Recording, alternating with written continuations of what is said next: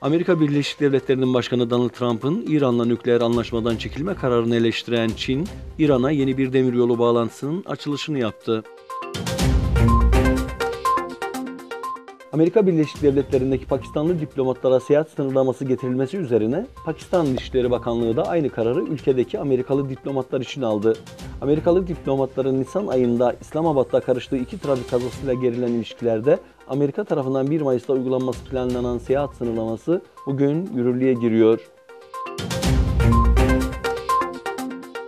Birleşmiş Milletler Küresel Eğitim Özel Temsilcisi ve eski İngiltere Başbakanı Gordon Brown, dünya genelinde 260 milyon çocuk okula gidemiyor. 2030 yılında mevcut trendler devam ederse 400 milyon çocuk eğitimsiz kalacak dedi. Almanya Başbakanı Angela Merkel, Almanya'nın Münster kentinde yaptığı konuşmada Amerika Birleşik Devletleri'nin İran nükleer anlaşmasından çekilme kararının endişeye ve üzüntüye sebep olduğunu belirtti.